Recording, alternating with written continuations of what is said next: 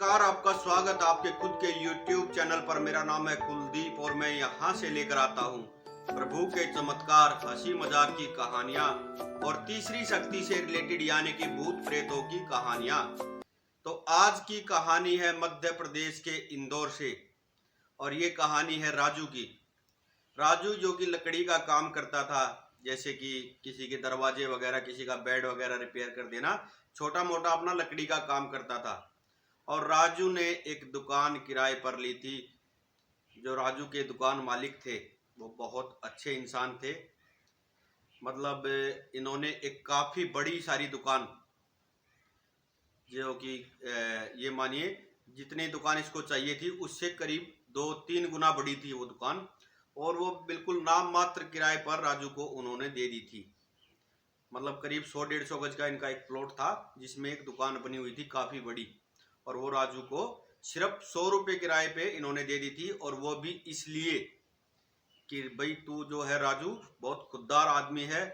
राजू ने मना कर दिया था कि फ्री में मुझे नहीं चाहिए मालिक दुकान, किराया तो मैं जरूर दूंगा। तो सिर्फ 100 रुपये किराए में वो दुकान राजू को दे दी थी। और इनका जो प्लॉट था वहां पर इनका काफी कुछ पुराना सामान पड़ा था जो राजू ने अपने दुकान में इस्तेमाल कर लिया था। जैसे कुछ डिब्बे वगैरह, कुछ दराज वगैरह वो अपने दुकान में इसने सेट कर लिए थे अपने टूल्स वगैरह रखने के लिए। और क्या पता, मतलब देखिए राजू की नज़र में तो वो लोग बहुत अच्छे थे जो दुकान मालिक थे, लेकिन ये पता नहीं होता इंसान की मंशा किसकी क्या होती है। और उनकी भी मंशा कुछ ऐसी ही थी। उन्हें ये देखना था कि उनकी दुकान में क्या अब भी वो समस्या है। जी हाँ, समस्या। इस जगह पर पहले बहुत समस्या थी। मतलब कुछ अजीबो गरीब अनुभव काफ़ी लोग पहले कर चुके थे इस दुकान में, इस प्लॉट में, लेकिन अब काफ़ी समय से वो बंद पड़ा था। तो उन्होंने ट्राई करने के लिए राजू को वो दुकान दे दी किराए पर। राजू 1 महीने तक बढ़िया इसका काम चला, खूब अच्छा काम चला। काफ़ी लोग इसे काम करवाने आते और ये अपने काम में माहिर है। लेकिन 1 महीने के बाद इसकी दुकान में थोड़ी बहुत समस्या होने लग गई। जी हाँ, कुछ मतलब इसको अजीब सा एक ठंड सी महसूस होने लगी इसको दुकान में, और बाहर निकलता तो मौसम एकदम से नॉर्मल। इसने मालिक को बताया तो मालिक ने कहा कि भाई मौसम परिवर्तित होता है तब ऐसी समस्याएं हो जाती हैं। मैं तुझे ना एक दवाई लिख कर देता हूँ राजू, तू ये खा लेना, ठीक हो जाएगा। इसने घर पे जाकर अपनी पत्नी को बताई कि ऐसे ऐसे समस्या है। तो पत्नी ने भी यही बात कही, जब मालिक कह रहे हैं कि मौसम की वजह से है तो हो सकता है मौसम की वजह से ही हो, आप दवाई खा लीजिए और आराम कर लीजिए। ये दवाई खाकर सो गया है। सुबह ठीक ठाक उठा है, सुबह फिर ये दुकान पर गया है। अगले दिन दोपहर में जैसे इसने, मतलब ये घर से खाना लेकर जाता था, दोपहर में खाना खाने के लिए जैसे इसने अपना टिफिन खोला है तो सब्जी सड़ चुकी है। जी हाँ, मतलब दुर्गंध आ रही है, बहुत गंदी सी स्मेल आ रही है सब्जी से। इसने सोचा कि पता नहीं कोई पुरानी सब्जी दे दी है, 2-3 दिन पुरानी। इसका घर कोई ज़्यादा दूर नहीं है दुकान से। ये घर गया और पत्नी को कहा कि तुमने कोई कैसी सब्जी दी है मुझे, ये कौन सी सब्जी दे दी, मतलब सड़ चुकी है। जब पत्नी ने देखा तो हाँ बिल्कुल उसमें फफूंद आ चुकी थी सब्जी में। तो पत्नी ने कहा अरे ये सब्जी तो मैंने सुबह ही बनाई, आप सुबह खाकर भी गए थे, वही तो सब्जी है। तो हो सकता है गर्मी की वजह से या किसी कारण से सब्जी खराब हो गई हो। मतलब इनके दिमाग में अभी तक भी ऐसा कुछ नहीं आया है। लेकिन अगले दिन जब फिर से इसने टिफिन अपना खोला है तो टिफिन में फिर से मतलब वही बात है, सब्जी भी सड़ चुकी है और रोटियों पे भी फफूंद आ चुकी है। अगले दिन फिर इसने पत्नी को बताया तो पत्नी ने कहा हो सकता है कि मैंने कुछ मसाले वगैरह एक्स्ट्रा डाल दिए हों, इस वजह से हो। तीसरे दिन फिर यही सेम होता है, लेकिन तीसरे दिन टिफिन खोलने से पहले इसकी दुकान पर एक बाबा जी आ जाते हैं, एक महाराज आते हैं और कहते हैं बच्चा मैं भूखा हूँ काफ़ी, क्या कुछ खाने के लिए तुझे तेरे पास है, कुछ देगा मुझे। तो राजू ने अपना टिफिन उठाकर उन्हें दे दिया कि भाई मैं तो घर पे भी जाके खा लूंगा, आप खा लीजिए। जैसे ही महाराज ने, उस बाबा जी ने, साधु महाराज ने वो टिफिन पकड़ा है तो वो कहता है ये क्या दे रहा है तू मुझे। तो उसने कहा टिफिन है महाराज। तो ये कहते हैं जो साधु बाबा थे कि तू टिफिन तो दे रहा है लेकिन टिफिन के साथ कोई और भी बला मुझे दे रहा है, तेरी दुकान में या तेरे घर में कोई समस्या है क्या। तो राजू कहता है नहीं महाराज ऐसा तो कुछ नहीं है। तो कहते हैं कि एक बार अपना टिफिन खोल के देख, सब्जी सड़ चुकी होगी, रोटियां भी तेरी खराब हो चुकी होंगी। तो उसने बताया महाराज ये तो मेरे साथ पिछले 4-5 दिन से हो रहा है। तो महाराज जो थे, साधु महाराज, वो कहते हैं कि तू फंस चुका है बच्चे, तेरी दुकान में या तेरे घर में बहुत बड़ी कोई समस्या है जिसमें तू फंस चुका है। अभी भी तेरे पास समय है, ये दुकान छोड़ दे। तो ये कहता है कि महाराज दुकान तो मैं नहीं छोड़ सकता, इतने सस्ते किराए में मुझे और दुकान मिलेगी कहाँ।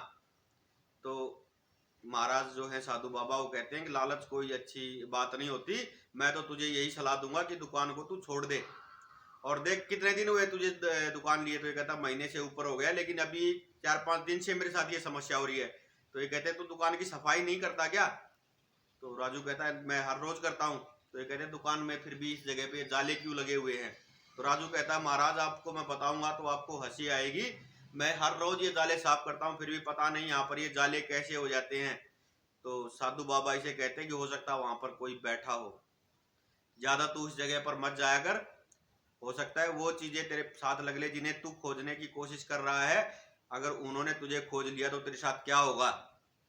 तो राजू को जो है थोड़ा डर इसके मन में बैठ चुका है, ये घर जाकर अपनी पत्नी को ये बातें बताता है और इसको बुखार से मतलब ये तप रहा है एक तरह से, मतलब ये कब सो गया पता ही नहीं है इसे। इसकी पत्नी इसके सिर के पास बैठ गई है और सारी रात में उसने करीब 11 बार जो है हनुमान चालीसा का पाठ किया है। जो हनुमान चालीसा का इन्होंने जो पाठ किया उसकी वजह से राजू की तबीयत बिल्कुल ठीक हो गई। जो समस्या इसके घर पे आने वाली थी वो शायद जगह छोड़ने पर मजबूर हो गई हनुमान चालीसा के उस 11 बार पाठ करने से। और राजू बिल्कुल सुबह एकदम फ्रेश उठा है और उठकर अपनी दुकान के लिए गया है।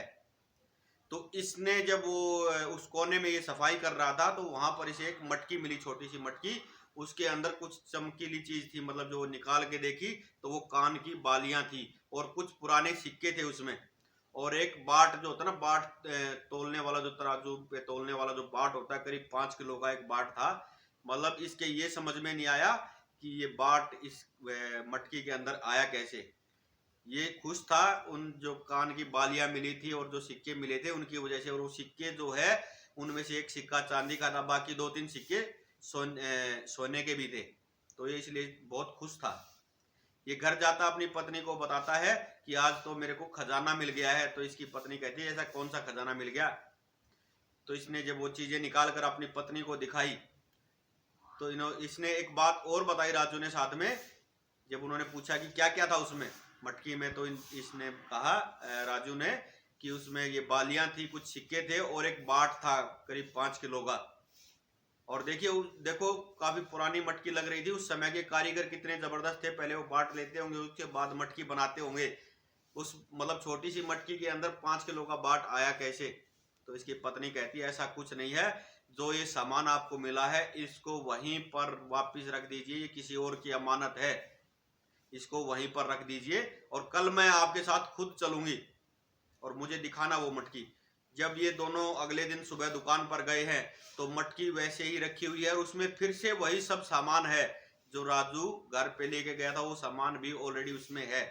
तो इन्होंने जो है उस मटकी में वो सारा सामान वापिस रखा और उस मटकी को, वो जो प्लॉट था उनका, उसमें एक कोने में दबा दिया, गड्ढा खोद के दबा दिया और अपने उस दुकान में जो है साफ सफाई की है फिर से बहुत अच्छे से। और जो राजू की पत्नी है वो आ जाती है घर, राजू अपने काम में लग जाता है, लेकिन काम में इसका मन नहीं लग रहा है। इससे जो काम, जिस काम में ये माहिर था वो काम इससे हो ही नहीं रहा है और इसका मानसिक संतुलन शाम तक बिगड़ चुका है। राजू मतलब पागलों की तरह हो चुका है, मतलब अजीबोगरीब बातें कर रहा है, अजीबोगरीब हरकतें कर रहा है। इसकी पत्नी को पता नहीं किसने जाके बताया, इसकी पत्नी राजू की दुकान पर इसके पास आई है और इसे घर लेकर गई है। मतलब ये जो है दुर्गा माता को और हनुमान जी को बहुत मानती थी, जो राजू की पत्नी थी। इसने वहां पर दुर्गा चालीसा का और हनुमान चालीसा का पाठ किया है और फिर इसे मन थोड़ा आराम होने के बाद मंदिर लेकर गई है, बालाजी के मंदिर लेकर गई है। तो जो महाराज थे वहां पे, साधु महाराज जो थे मंदिर के पुजारी, उन्होंने कुछ चीजें बताई हैं कि बेटा तू ऐसा ऐसा कर, और दुकान पे भी कुछ चीजें रखने के लिए, करने के लिए बताई हैं। अगले दिन ये दोनों गए हैं दुकान पर और जो चीजें पुजारी ने जो बताई थी, मंदिर के जो पुजारी थे, पंडित जी थे, उन्होंने जो चीजें बताई हैं वो इन लोगों ने दुकान पर की हैं। उसके बाद से ये मानिए कि उन प्रेतों को पता नहीं मुक्ति मिली या क्या हुआ, मतलब उसके बाद से इनको दुकान पे भी कोई समस्या नहीं हुई और राजू को भी कभी कोई समस्या नहीं हुई। इसका काम फिर से अच्छा चलने लग गया। लेकिन जैसे इसका काम अच्छा चला है, 3-4 महीने जब हो गए हैं, तो जो दुकान के मालिक जो अभी तक बहुत अच्छे दिख रहे थे, बन रहे थे, उन्होंने इसको दुकान से निकाल दिया है। दुकान खाली करने के लिए इसको बोल दिया है। अब राजू ने अपने घर पे ही अपना काम शुरू कर दिया है और दोनों पति पत्नी और इनका एक बेटा भी हो चुका है। मतलब अपनी लाइफ में खुश हैं ये। और ये अनुभव जो है राजू ने स्वयं हमारे साथ शेयर किया है। तो ये थी दोस्तों आज की कहानी। उम्मीद करता हूँ आप लोगों को पसंद आई होगी। अगर पसंद आई हो तो लाइक करना, शेयर करना और कमेंट में लिखना जय वीर बालाजी। और अगर आपको इस तरह की कहानियां सुनना पसंद है या आपके पास भी ऐसा कोई अनुभव है तो आप हमें शेयर कर सकते हैं। मैं आपकी कहानी भी यहाँ से लेकर आऊँगा। और अगर चैनल पर नए हो तो प्लीज़ दोस्तों सब्सक्राइब कर लीजिए। मुझे आप लोगों की सपोर्ट की बहुत ज़रूरत है। हर हर महादेव, जय श्री श्याम।